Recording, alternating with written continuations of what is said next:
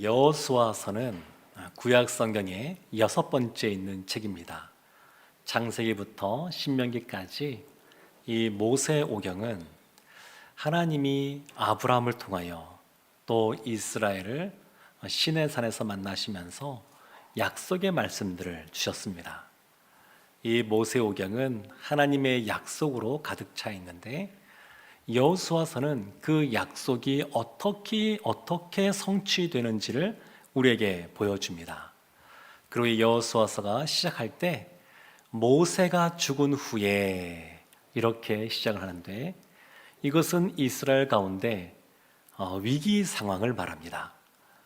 오랫동안 40년 동안 이스라엘을 이끌었던 지도자, 그것도 굉장히 잘 이끌었던 그 지도자가 죽은 이후에 그들 가운데 큰 슬픔과 또 충격이 찾아오게 됩니다. 120세가 될 때까지 모세는 강건했습니다. 눈이 쇠하지도 않았습니다. 그가 느보산에 올라가서 죽음을 맞이하는 순간까지 이스라엘 민족은 모세가 죽을 것을 이야기 들어서 알고 있었지만 실감을 하지 못하다가 어느 순간 이 모세가 죽게 되면서 큰 슬픔 가운데 잠기게 됩니다. 신명기 34장 8절에 이것을 이렇게 표현합니다. 이스라엘 자손이 모압 평지에서 모세를 위하여 애곡하는 기간이 끝나도록 모세를 위하여 30일을 애곡하니라. 이스라엘 민족은 기본적으로 이 애곡하는 기간을 7일 정도 갖는데 이 모세는 무려 30일이나 4배가 넘는 그 기간 동안 애곡하게 됩니다. 그만큼 이스라엘이 충격을 받았다라고 볼 수가 있습니다. 앞선 지도자가 오랜 기간 동안 또 너무너무 그 역할을 잘 감당했으면 그 이후에 후계자가 세워짐에도 불구하고 그 후계자의 능력이 있든 없든 그것과 별개로 사람들은 미래에 대한 불확실성 속에서 두려운 마음이 들게 됩니다. 이런 경우가 아니어도 요즘 사람들이 참 많이 두려움을 느낍니다. 어떤 많은 사람으로부터 상담을 요청받는 분에게 어떤 상담이 가장 많이 들어옵니까? 질문을 했더니 그분이 하시는 말씀이 두려움이다. 그런 말을 했습니다. 사람들이 어떤 좌절에 대한, 추락에 대한, 실패에 대한 두려움들이 크고 또 사람들이 다른 사람으로부터의 그런 어떤 거센 비판, 또 비평 이런 말들에 대한 두려움이 크고 또 버림받을 것에 대한 두려움이 크다고 그럽니다. 오늘날 이 코로나 팬데믹 시대를 맞이하여서 사실은 멀리 갈 곳 없이 우리 자신을 돌이켜보고 옆에 있는 사람들을 또 보게 되면 이 불안함이 팽배해 있는 그러한 시대입니다. 그래서 나이가 많든 적든 남녀노소를 막론하고 이 신경적 장애를 겪고 있는 분들이 아주 많아졌습니다. 근데 이렇게 사랑하는 사람을 먼저 떠나보낼 때, 존경하는 사람을 먼저 떠나보낼 때 그 빈자리가 우리 가운데 많이 남게 됩니다. 사랑하는 부모님이 먼저 이 세상을 떠났을 때에 시간이 지날수록 그 허전함과 또 그 부모님이 계신 것만으로도 든든했는데 이제 안 계시니까 홀로 그 책임감, 부담감을 짊어져야 되는 것 때문에 마음이 무거워지기도 합니다. 근데 하나님 보면 이와 같이 사랑하는 사람, 존경하는 사람을 떠나보냈을 때에 큰 슬픔 가운데 있을 때에 그냥 두질 않으십니다. 그 기간이 끝나고 난 이후에 하나님은 그 사람들로 하여금 다시 하나님의 일을 하게 하십니다. 이스라엘 민족 전체적으로 보면 굉장히 위기의 상황입니다. 다시 애굽으로 돌아갈 수도 없고 앞으로 나가는 것도 쉽지가 않고 이 민족이 광야에서 어떻게 있어야 될지 스스로 생각해 봐도 뭔가 뾰족한 것이 보이지 않는 그런 위기의 순간에 하나님은 하나님의 일을 계속하고 계십니다. 이렇게 모세가 하나님이 약속하신 약속의 땅, 그 땅에 들어가지 못한 이유는 성경에서는 물이 나오는 것과 관련하여 모세가 자신을 드러내서 그렇다 이렇게 말을 하지만 이스라엘의 다른 죄악들과 비교해 보면 그것은 굉장히 작은 것입니다.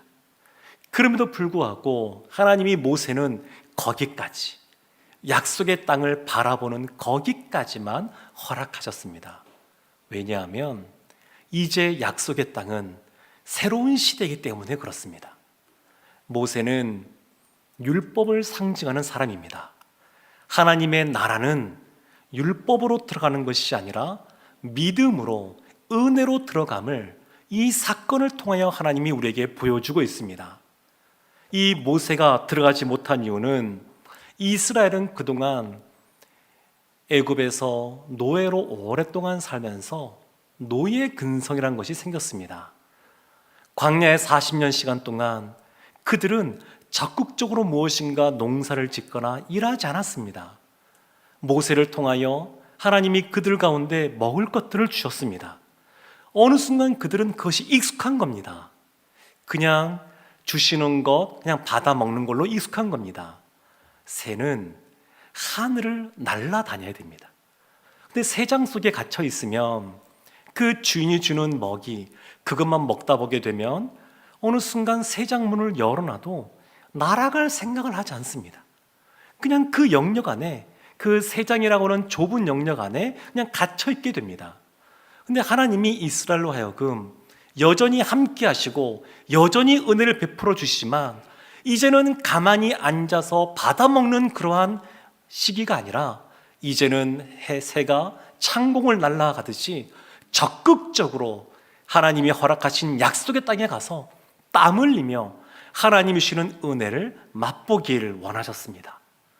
그래서 모세가 죽은 후라고 하는 표현은 이스라엘 민족 가운데는 큰 충격으로, 두려움으로, 미래를 알 수 없는 그런 불안함으로 그들 가운데 다가올지 모르겠지만 그러나 하나님께서는 이 일을 통하여 새로운 일을 시작하고 계십니다. 터닝 포인트라고 하는 말이 있지 않습니까? 어떤 전환점, 분기점이라고 하는 것인데 이러한 위기의 상황이 곧 기회다, 우리가 그런 말을 하곤 합니다. 이 위기의 상황, 두려움이 있는 그러한 상황, 사람들로 하여금 절망케 하는 상황, 사실은 이 시간이 기회가 되는 분기점이 될 수가 있습니다. 운동 경기 하다 보게 되면 축구나 야구나 겨울철 스포츠인 농구나 배구 이런 거 하다 보게 되면 스타 플레이어들이 있습니다.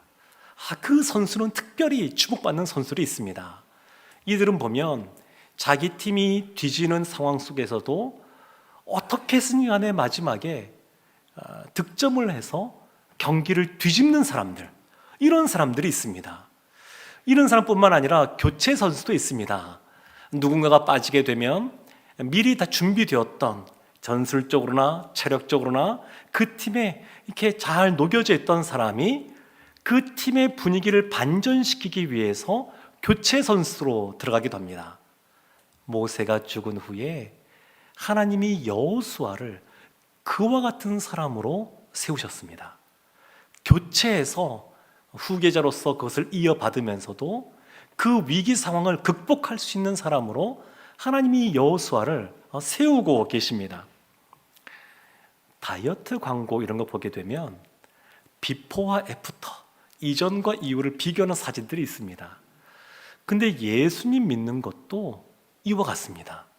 예수님을 인격적으로 만나고 예수님을 뜨겁게 만나기 이전과 이후가 사실은 분명해야 됩니다. 하나님의 구원은 우리의 생각보다 훨씬 넓고 깊습니다.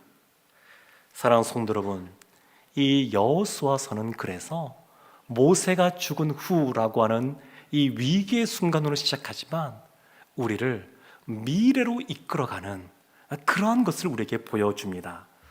오늘 말씀을 통하여서 몇 가지 장면을 살펴보려고 하는데 첫 번째 장면은 하나님이 여호수아를 준비시키셨다는 겁니다.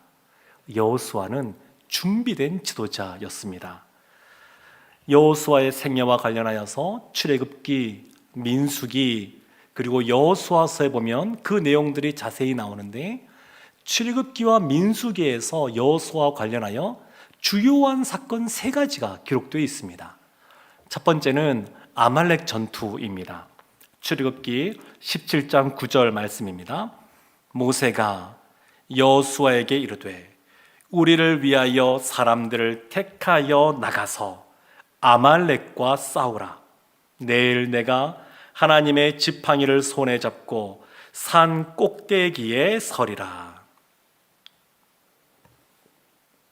아말렉과의 전투에서 그 선봉 대장, 그 대장군으로 여호수아가 발탁이 된 겁니다. 모세가 나는 그 산에 올라가서 지팡이를 든 그 손을 올리겠다 이렇게 말을 하는데, 이 손을 들어 올릴 때 승리하게 되고 손이 내려올 때 밀리게 되는 이 상황 속에서 전쟁은 하나님께 속해 있음을 하나님이 모세에게, 이스라엘 민족에게 알려주시는 그런 전투였습니다. 그런데 그때 선봉 대장이 누구냐면 여호수아입니다. 여호수아. 그러니까 하나님께서 이미 이때부터 여호수아를 준비시키고 있습니다. 그 전쟁 최전선에서 앞서 싸우면서 전쟁은 하나님의 손에 달려있는 것이구나, 하나님을 의지하니까 전쟁에서 승리하게 되는구나, 이러한 것들을 이 여호수아가 앞장서서 경험하게 하나님께서 그렇게 준비시키셨습니다. 시내산에 모세가 올라갑니다. 이 2번째 장면인데, 이 시내산에 올라갔을 때에 40일 동안 이 모세가 하나님 앞에 머물며 십계명 그 말씀을 받아오게 됩니다. 근데 홀로 올라간 것이 아니라 이스라엘은 민족은 그 산 아래에 머물러 있었지만 여호수아를 데리고 모세가 올라갔습니다. 그리고 산 중턱에 여호수아를 남겨놓고 올라가게 되는데, 이 여호수아는 그래서 그 40일의 기간 동안 그곳에 머물러 있으면서 산 아래에서 이스라엘이 금송아지 사건, 그러한 범죄를 저지를 때에 벗어나 있게 됩니다. 하나님이 여호수아를 준비시키고 있는 겁니다. 3번째 이 여호수아와 관련된 사건은 정탐꾼 사건입니다. 가데스 바네아에서 12명의 정탐꾼을 보낼 때 하루길만 가는 약속의 땅이지만 그 12명의 정탐꾼이 갔을 때에 10명은 부정적인 보고를 합니다. 그들은 기골도 장대하고 가진 것도 많고 우리는 그들과 도저히 싸울 수 없습니다. 그때 이 갈렙과 여호수아가 그 상황을 인식하지만, 현실을 알지만 믿음의 눈으로 그것을 해석하게 됩니다. 이때 여호수아가 믿음의 사람으로 준비됩니다. 이뿐만 아닙니다. 여호수아는 여호와의 영이 머문 사람이었고 이미 후계자로 인정받은 사람입니다. 민수기 27장 18절부터 20절까지의 말씀입니다. 여호와께서 모세에게 이르시되 눈의 아들 여호수아는 그 안에 영이 머무는 자니 너는 데려다가 그에게 안수하고 그를 제사장 엘르아살과 온 회중 앞에 세우고 그들의 목전에서 그에게 위탁하여 내 존귀를 그에게 돌려 이스라엘 자손의 온 회중을 그에게 복종하게 하라.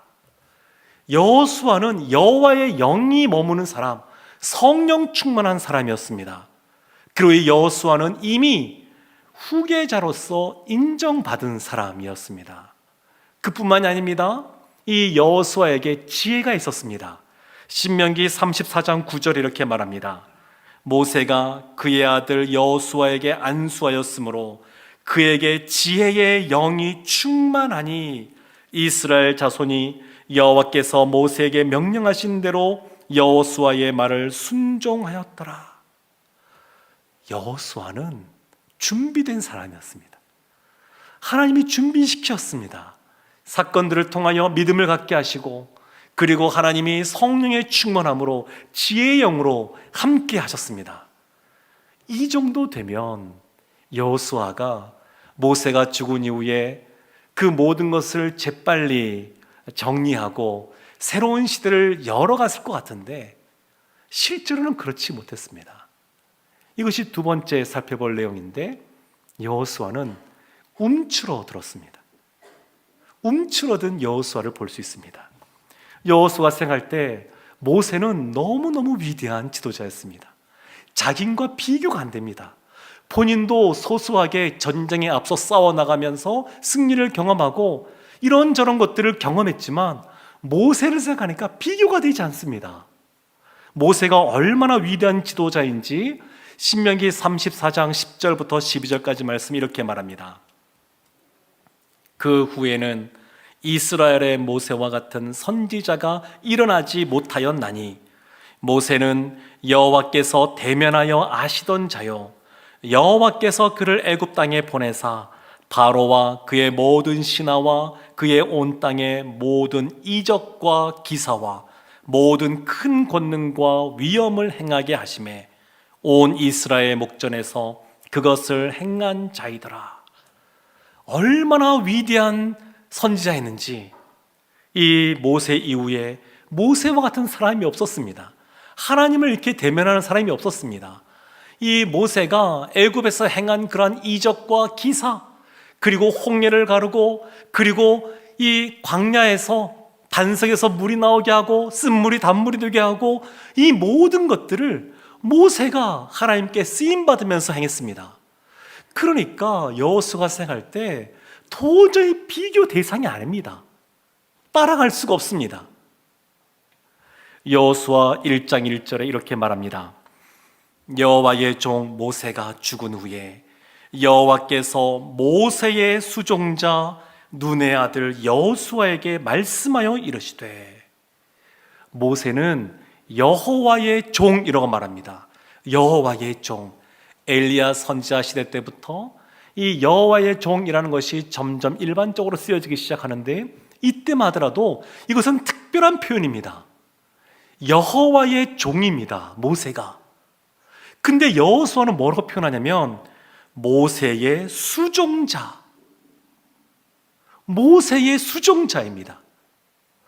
그러니까 여호수아 입장에서는 모세는 너무너무 뛰어난 사람, 하나님께 크게 들어 쓰임 받는 사람, 그런 사람이고 본인은 종도 아닙니다. 종으로 불려지지도 않습니다. 그러니까 너무 차이가 많이 난다고 생각하는 겁니다. 출애굽기 33장 11절에서는 이렇게 말합니다. 사람이 자기의 친구와 이야기함 같이 여호와께서는 모세와 대면하여 말씀하시며 모세는 진으로 돌아오나 눈의 아들 젊은 수종자 여호수아는 회막을 떠나지 아니하니라. 모세는 진 안에서 하나님을 대면하여 만나는데 여호수아는 모세가 돌아간 이후에도 진 밖에서 회막을 지키는 회막지기 역할을 감당합니다. 너무너무 차이가 나는 겁니다. 여호수아에게는 모세와 같은 지팡이가 없었습니다. 모세는 하나님이 주시는 능력의 지팡이를 가지고 그가 이 작은 것 던졌더니 뱀이 되는 것부터 시작하여서 애굽에 가서 그 강들을 쳤더니 피가 되고, 그리고 이 지팡이와 함께 10가지의 이적을 행했고, 홍해를 쳤더니 홍해가 갈라지는 그러한 능력의 지팡이라도 있었는데 여호수아는 아무것도 없습니다. 모세와 같은 능력을 행한 적이 없습니다. 모세는 그 얼굴에, 하나님과 대면한 이후에 얼굴에 광채가 비친 사람입니다. 사람들이 두려워할 만큼 얼굴에 광채가 비쳤는데 여호수아는 그런 것이 없습니다.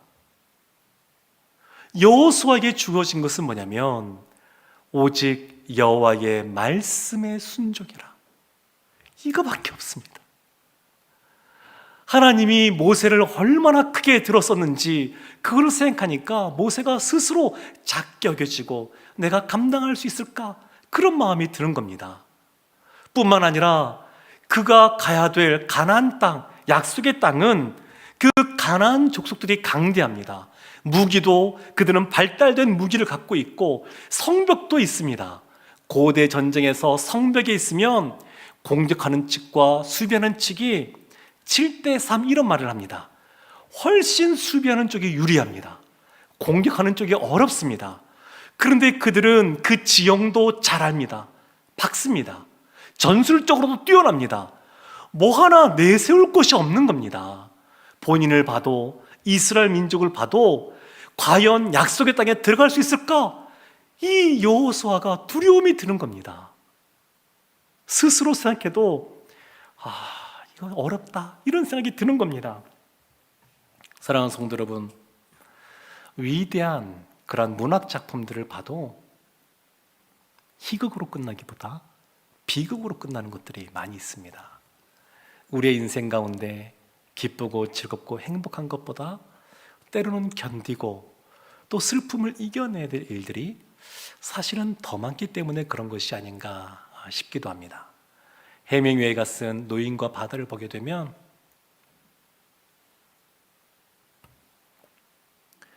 나이 많은 한 노인이 본인이 갖고 있는 조각배, 그 배를 타고 홀로 바닷가에 나가서 물고기를 잡습니다. 84일 동안 한 마리도 못 잡습니다. 그리고 85일째가 되었습니다. 왠지 기분이 좋습니다. 오늘은 좋은 일이 있을 것 같습니다. 그래서 바다에 가서 결국 큰 물고기를 물게 됩니다. 근데 그 물고기가 얼마나 힘이 센지 몇 날 며칠 사투를 벌입니다. 그리고 끝끝내 그 큰 물고기를 잡아냈습니다. 그리고 배에 묻고 얼굴에 미소를 지으면서 항구로 돌아옵니다. 근데 돌아오는 길에 상어떼가 쫓아왔습니다. 그래서 그때부터는 상어와 싸우는 겁니다. 목숨을 걸고 싸웁니다. 갖고 있는 도구들, 무기들 다 쓰는데도 결국 이겨내지 못하고 상어떼가 그 잡았던 큰 물고기를 한 움큼 먹더니 결국 뼈밖에 남지 않았습니다. 그래서 이 노인이 돌아온 이후에 터벅터벅 걸어와서 본인의 오두막에 들어가는 걸로 소설이 맞춰지고 맙니다. 인생이 쓸쓸합니다. 허무합니다. 사랑하는 성도 여러분, 그러나 이와 같은 앞날을 알지 못하는 상황 속에 찾아오는 그런 두려움, 절망, 좌절, 실패가 꼭 나쁜 것은 아닙니다. 우리가 피하고자 한다 그래서 피할 수도 없고 만나고 싶지 않다 그래서 만나지지 않는 것도 아닌데 이러한 것들이 우리의 삶 가운데 유익이 되기도 합니다. 왜냐하면 이와 같은 위기의 순간이 기회가 되기 때문에 그렇습니다. 이전에 하던 것과는 다르게 비상한 마음으로 비상한 태도로 하나님 앞에 반응하고 의지할 수 있습니다. 그래서 우리 가운데 이와 같은 위기의 상황이 놓였을 때에 우리의 인생에, 우리의 신앙의 분기점, 터닝 포인트로 삼아야 됩니다. 이것을 단순히 어렵고 힘든 거로만 삼고 끝나면 안 되고, 이때 여호수아가 이스라엘 민족이 하나님이 주시는 새로운 시대를 살아가는 그런 기회로 삼았던 것처럼 그와 같은 기회로 삼아야 됩니다. 그래서 하나님이 주시는 세 번째 장면이 있는데 그것은 여호수아를 격려하는 겁니다. 여호수아에게 진정한 격려를 하시는데 그 조상들에게 하셨던 약속의 말씀을 다시 재확인하시면서 비전을 주십니다. 여호수아 1장 2절에 이렇게 나옵니다. 내 종 모세가 죽었으니 이제 너는 이 모든 백성과 더불어 일어나 이 요단을 건너 내가 그들 곧 이스라엘 자손에게 주는 그 땅으로 가라. 내 종 모세가 죽었다 1절에도 나오고 2절에도 나오고 그만큼 이것이 여호수아와 이스라엘 가운데 중요한 사건이었습니다. 근데 하나님이 여호수아에게 두려워하는 여호수아에게 움츠러든 여호수아에게 책망하지 않으시고 격려를 하십니다. 일어나 가라. 일어나 가라. 로뎀나무 아래에 지쳐 있었던 그 엘리야를 책망하지 않으시고 찾아가셔서 어루만져 주시고 먹을 것을 주시고 힘을 주시고 하나님께 달려오게 하시고 그리고 그에게 비전을 주심으로 사람 세우는 비전을 주심으로 진정으로 그를 위로했던 것처럼 여호수아에도 그렇게 하시는 겁니다. 일어나 내가 약속한 그 땅으로 가라. 사랑하는 성도 여러분, 하나님은 하나님의 사람들에게 비전을 주십니다. 이 비전은 우리가 앞날을 생각하며 꿈꾸는 어떤 계획이 아닙니다. 여기서 이 비전은 하나님이 주시는 겁니다. 그런데 하나님이 주시는 비전은 하나님의 사람들에게 모두 주어졌습니다. 우리가 그것을 깨달았느냐, 깨닫지 못했느냐, 받아들이냐, 받아들이지 않느냐, 이 차이가 있을 뿐이지 모두에게 주어졌습니다. 하나님은 토기장이신데 토기장이가 그릇을 만들 때 그 그릇의 용도를 생각하고 만듭니다. 그냥 만드는 법이 없습니다. 이 그릇은 이런 목적을 가지고 쓰임 받았으면 좋겠다 생각하고 만드는 겁니다. 우리 모두에게 하나님이 향하신 그러한 비전이 있습니다. 우리 공동체에도 있습니다. 지금 하나님이 이 여호수아에게 보다 구체적인 비전을 주시는데 그것이 3절과 4절 말씀에 이렇게 나옵니다. 내가 모세에게 말한 바와 같이 너희 발바닥으로 밟는 곳은 모두 내가 너희에게 주었노니 곧 광야와 이 레바논에서부터 큰 강 곧 유브라데 강까지 헷 족속의 온 땅과 또 해지는 쪽 대까지 너희의 영토가 되리라. 근데 이 말씀 가만히 보면 어디선가 많이 들어본 것 같습니다. 네, 아브라함이 하셨던 말씀입니다. 창세기 15장 88절 이렇게 말합니다. 그날에 여호와께서 아브람과 더불어 언약을 세워 이르시되 내가 이 땅을 애굽 강에서부터 그 큰 강 유브라데까지 내 자손에게 주노니, 하나님이 아브람과 언약을 맺으시면서 내가 너에게 하늘의 뭇별보다 많게 바닷가의 모래보다 많게 너의 자손을 주겠다 약속하셨고, 그리고 아브라함에게 그 자손들이 살 수 있는 땅을 주겠다 말씀하셨습니다. 수백 년의 세월이 지났지만 하나님이 그 말씀을 성취하고 계신 겁니다. 수많은 자손들을 주셨고 지금 약속의 땅을 주셨다라고 확인시켜주고 있습니다. 사랑하는 성도 여러분, 하나님이 주시는 비전을 이루어야지 생각하면 우리가 그냥 괜히 마음에 부담감이 들고 할 수 있을까? 어렵진 않을까? 이런 생각이 들기도 합니다. 그런데 마냥 어렵기만 한 것은 아닙니다. 3절 말씀에 보면 너희 발바닥으로 밟는 곳, 그 땅을 다 주겠다고 말씀하고 있습니다. 그러니까 우리가 운동화 신발끈을 쫙 질끈 매고 걸어 다니면 다 땅이 되는 겁니다. 생각보다 어렵지 않습니다. 하나님이 요구하시는 것은 믿음입니다. 현실을 바라보면 소망을 꿈꿀 수가 없습니다.